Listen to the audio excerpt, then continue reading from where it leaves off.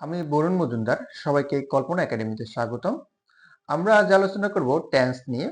আমরা গত ক্লাসে দেখলাম আমাদের ইংলিশ সেন্টেন্স দেখে আমরা কিভাবে টেন্স নির্ণয় করা।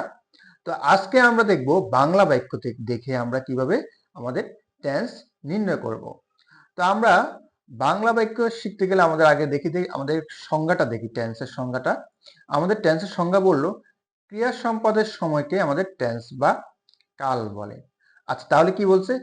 ক্রিয়া সম্পাদনের সময়কে। আচ্ছা, তাহলে আমাদের টেন্স শিখতে হলে আমাদের আগে কি করতে হবে? বাংলা বাক্যের আমাদের ক্রিয়ার দিকে আমাদের ফোকাস করতে হবে, অর্থাৎ ক্রিয়া দিকে আমাদের টেন্স নির্ণয় করা আমাদের শিখতে হবে। আচ্ছা, আমরা একটা প্রথম উদাহরণটা দেখি, যেমন আমি ভাত খাই। তাহলে এখানে ক্রিয়াটাকে খাই, মানে এখানে কি খাইটা কি কাজ বোঝাচ্ছে। তাহলে আমরা দেখতেছি যে কি বাংলা বাক্যে সাধারণত কি আমাদের ক্রিয়াটা বাক্যের শেষে থাকে, অধিকাংশ ক্ষেত্রে কি আমাদের বাক্য শেষে থাকে। যেমন আরেকটা একটি উদাহরণ দেখে, যেমন তারা ক্রিকেট খেলে। খেলেটা কি ক্রিয়া, তাহলে কি বাক্যের শেষে আছে। এখন আমাদের এই খেলে বা আমি আরেকটা দেখি, যেমন আমি ভাত খাচ্ছিলাম বা খাইতেছিলাম। তাহলে আমরা দেখলাম যে খাচ্ছিলাম আর এটা কি খাইতেছিলাম, দুইটা কিন্তু এক ক্রিয়া, কিন্তু আমাদের এই ক্রিয়াটা একটা আছে কি চলিত, আরেকটা আছে কি সাধু। তা আমরা এই চলিত এবং সাধু, আমরা সাধারণত কি সাধু ভাষা দেখে আমাদের কি টেন্সটা আমরা নির্ণয় করা শিখবো। তো আমরা সবাই মোটামুটি চলিত এবং সাধু ভাষা ক্রিয়াগুলো আমরা সবাই জানি মোটামুটি। তবুও যাদের একটু ঘাটতি আছে অথবা অনেকের দীর্ঘদিন চর্চা না থাকাতে একটু সমস্যা থাকতে পারে, তাদেরকে বলবো যে আপনারা মেইন বুক অথবা গাইড বুক থেকে এগুলো দেখে নেবেন। তাহলে আমাদের কি টেন্স শিখাটা আমাদের নির্ভুলভাবে আমরা শিখতে পারবো।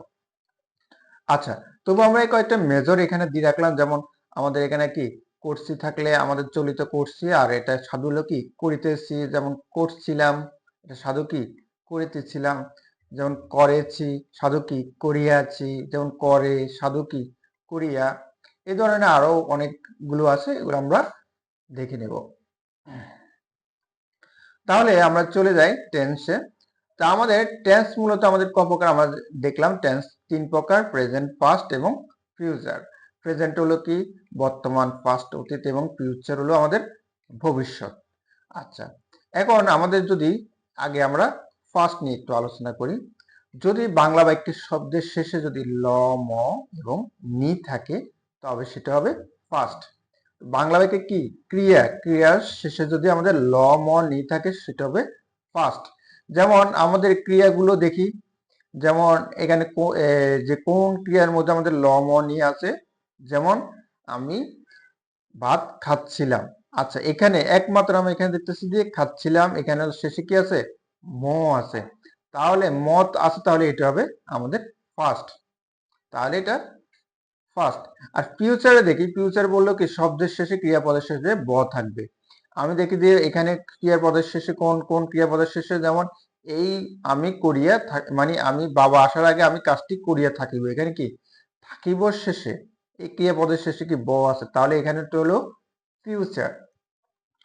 আর এখন আমাদের ল, ম, নি এবং ব ব্যতীতে আর যেসব শব্দ আমাদের ক্রিয়াপদের শেষে যেসব শব্দ থাকবে সবগুলো হবে কি প্রেজেন্ট।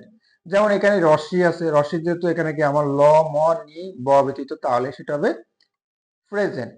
যেমন তারা ক্রিকেট খেলে। আচ্ছা, এখানে একটু আমাদের আমাদের বললাম যে ল থাকলে আমাদের ফার্স্ট হবে, কিন্তু আমাদের এখানে আবার এখানে প্রেজেন্টে বললো যে লে, লি থাকলো কি আমরা প্রেজেন্ট বলতে পারি। তাহলে এখানে যেহেতু খেলে, খেলে এখানে লে আছে না, লে থাকলে কিন্তু প্রেজেন্ট হতে হবে না, ঠিক আছে। এখানে না থাকলে হয়তো আমাদের এখানে আমরা ফার্স্ট ধরতাম, কিন্তু এখানে কি খেলে, তাহলে এখানে আমাদের লে আছে, তাহলে এটা হবে প্রেজেন্ট। তো আমাদের এবারে দেখি আমাদের তাহলে প্রেজেন্ট, পাস্ট, ফিউচারটা আমরা শিখলাম। এবারে আমাদের টেন্স, প্রত্যেক টেন্স আবার আমাদের চার ভাগে ভাগ করছে কি ইনডিফিনিট, কন্টিনিউয়াস, পারফেক্ট এবং পারফেক্ট কন্টিনিউয়াস। আচ্ছা, তাহলে আমাদের 3 ছাড়া 12, তাহলে টেন্স আমরা দেখলাম কি প্রকার, 12 প্রকার। তা এখন আমরা একটু দেখি আমাদের কন্টিনিউয়াস, আমরা প্রথম কন্টিনিউয়াস দিয়ে দেখি কন্টিনিউয়াস কিভাবে বলবো। বলছে বাংলা বাক্যের সাধু ভাষার ক্রিয়া শব্দের মাঝে যদি আমাদের তে থাকে, কি থাকে? তে থাকে, তাহলে কন্টিনিউয়াস হবে। যেমন এখানে দেখি সে 2 ঘন্টা যাবত পড়তেছে, তাহলে পড়তেছে কি সাধু রূপে আছে না? আচ্ছা, সাধু রূপে আছে কোথায়?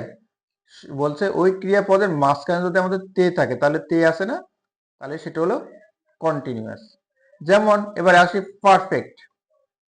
পারফেক্টে বলছে যে সাধু ভাষার ক্রিয়াপদের মাঝে যদি আ থাকে, যেমন যেমন বাবা আসার আগে আমি কাজটি করিয়া থাকিব, তাহলে এখানে কি করি আ আছে, কি আছে? আ আছে, আ থাকলে কি সে পারফেক্ট।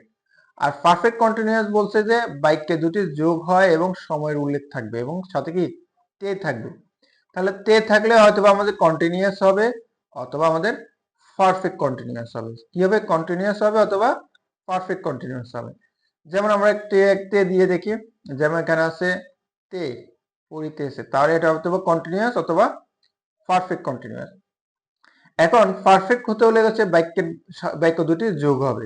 আচ্ছা, সে 2 ঘন্টা যাবত, সে 2 ঘন্টা যাবত দিয়ে কি হয়েছে যোগ হয়ে বসে পড়তেছে, তাই সে 2 ঘন্টা যাবত পড়তেছে, যোগ হচ্ছে। সময় উল্লেখ থাকবে, সময় উল্লেখ আছে, সে 2 ঘন্টা, 2 ঘন্টা কি সময় উল্লেখ, তাহলে যে কোনো একটা হলে হলো, হয় বাক্য দুটি যোগ হবে আর সময় উল্লেখ 2 ঘন্টা, তাহলে ঘন্টা সময় বোঝাচ্ছে। আর সাথে কি বোঝাচ্ছে? তে তো থাকতেই হবে, তাহলে আমাদের হবে কি পারফেক্ট কন্টিনিউয়াস। তাহলে আমরা কন্টিনিউয়াস শিখলাম, পারফেক্ট কন্টিনিউয়াস, পারফেক্ট শিখলাম এবং পারফেক্ট কন্টিনিউয়াস শিখলাম। এই শব্দগুলো ব্যতীতে আর যদি কিছুই না থাকে তাহলে আমাদের হবে কি ইনডিফিনিট। যদি তে আ বা ব্যতীত থাকে তাহলে সেটা হবে আমাদের ইনডিফিনিট। তাহলে আমরা এখন দেখি, আমরা এক্সাম্পলে প্রথম উদাহরণ দেখি।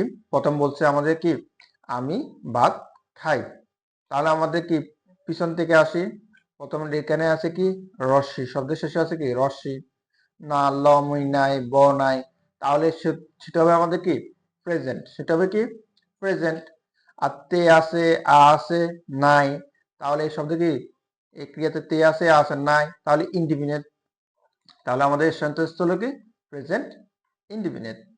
দ্বিতীয় সেন্টেন্সে দেখি, দেখতেছে যে আমরা বলতেছি যে এখানে কি আছে তারা ক্রিকেট খেলে, তাহলে এখানে কি আছে লে, লে থাকলে কি, লে থাকলে আমাদের দেখলাম যে লে থাকলে প্রেজেন্ট, ঠিক আছে।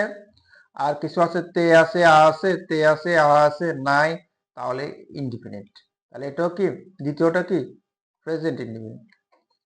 3 নম্বরটা দেখি, যেমন সে 2 ঘন্টা যাবত পড়তেছে, তাহলে এখানে আছে কি শেষে আগে আগে দেখি শেষে কি আছে সে, সে আছে লম ও নি আছে ব আছে নাই, তাহলে এটা হবে প্রেজেন্ট। আচ্ছা, তারপর এখানে আছে কি তে, এখানে আছে কি তে, তে থাকলে আমরা বললাম যে তে থাকলে হবে কন্টিনিউয়াস হবে, না হলে পারফেক্ট কন্টিনিউয়াস হবে, যে কোনো দুটো হতে পারে। তো পারফেক্ট কন্টিনিউয়াস হতে হলে হচ্ছে কি সময়ের উল্লেখ থাকতে হবে, এখানে সময় উল্লেখ আছে না, সে 2 ঘন্টা যাবত, তাহলে কি সময় উল্লেখ আছে, তাহলে এটা হবে আমাদের প্রেজেন্ট পারফেক্ট কন্টিনিউয়াস। তাহলে এটা কি 3 নম্বর প্রেজেন্ট পারফেক্ট কন্টিনিউয়াস। তাহলে এখন আমরা 4 নম্বরে দেখি। 4 নম্বর বলতেছে যে আমি ভাত খাচ্ছিলাম, অথবা এটা কি সাধুতে কি হবে খাইতেছিলাম। তা আমরা চলিত দেখলাম, এটাকে সাধুতে আমরা কনভার্ট করব কি, তাহলে আমাদের কি আমাদের হবে খাইতেছিলামটা হবে। তাহলে খাইতেছিলাম তো আমাদের দিকে তাকাতে হবে, তাহলে এখানে কি আছে ম, ম থাকলে কি ফার্স্ট, ম থাকলে কি ফার্স্ট। আর এখানে কি আছে তে আছে, কি আছে তে, তে থাকলে কি কন্টিনিউয়াস, তাহলে ফার্স্ট কন্টিনিউয়াস, তাহলে কি ফার্স্ট কন্টিনিউয়াস। আবার তে থাকলে কিন্তু কি পারফেক্ট হতে পারে, কিন্তু সময় লোক আছে না, সময় লোক না, তাহলে এটা আমাদের ফার্স্ট কন্টিনিউয়াসে। আচ্ছা, 5 নম্বরে দেখি, আমাদের বললো বাবা আসার আগে আমি কাজটি করিয়া থাকিব। আচ্ছা, এখানে লাস্ট পিছন থেকে আসি আমরা। প্রথম আছে কি ব, প্রথম আছে কি ব, ব থাকলে কি ব থাকলে ফিউচার, ব থাকলে কি ফিউচার। আর এখানে কি আছে আ আছে, এখানে আছে কি আ থাকলে কি পারফেক্ট, তাহলে এটা হবে কি 5 নম্বর আছে ফিউচার পারফেক্ট। আচ্ছা, একই সেন্টেন্স প্রায় কাছাকাছি, বাবা আসার আগে আমি কাজটি করিতে থাকিব, ঠিক আছে। পিছন থেকে আসি, প্রথম আছে কি ব, ব থাকলে কি ফিউচার, তারপর আছে কি তে, তে থাকলে অথবা আমাদের কন্টিনিউয়াস হবে অথবা কি পারফেক্ট কন্টিনিউয়াস হবে। এখন বললো বাবা আসার আগে, আমি কাজটি করিতে থাকবো। তাহলে বাবা, এখানে কি বাবা আসার আগে, ঠিক আছে, একটা সেন্টেন্স, আমি কাজটি করিতে থাকিব, তাহলে দুটো সেন্টেন্স বাক্য দুটি যোগ হয়েছে না? তাহলে এটা হলো আমাদের কি ফিউচার পারফেক্ট কন্টিনিউয়াস। তাহলে 6 নম্বর কি ফিউচার পারফেক্ট কন্টিনিউয়াস। তাহলে আমরা বাংলা বাক্য দেখেও খুব সহজে আমরা আমাদের কি টেন্স শিখতে পারি। এই অনেকগুলো আমাদের হয়তো বা প্রচলিত অনেকগুলো শিখায়, এতে এটা হবে, সেটা হবে, ওটা হবে, এত কিছু শিখাচ্ছে আমাদের সহজ টেকনিক। আমরা যদি চলিত ভাষা এবং সাধু ভাষা আমরা যদি ভালো করে জানা থাকে, আমরা সহজেই টেন্স শিখতে পারবো। তাহলে আমরা আরেকবার দেখি, পাস্ট থাকলে কি হবে, ল ম নি হবে, ফিউচার থাকলে কি হবে, ব হবে, আর ল ম নি ব না থাকলে প্রেজেন্ট হবে। আর কন্টিনিউয়াস টেন্সের ক্ষেত্রে বললাম যে আমাদের কি থাকবে, সাধু ভাষার মাঝে তে থাকবে, পারফেক্ট হলে আ থাকবে, আর পারফেক্ট কন্টিনিউয়াস হলে কি বাক্য দুটি যোগ হয় এবং সময় উল্লেখ থাকে, সাথে কি তে থাকবে। আর তে আ ব্যতীত থাকলে ইন্ডিপেন্ডেন্ট হবে। তাহলে আজ এই পর্যন্ত। আমাদের নেক্সট টপিকস নিয়ে আবারও হাজির হব। আমাদের চ্যানেলটি সাবস্ক্রাইব করে আমাদের পাশে থাকুন। সবাইকে ধন্যবাদ।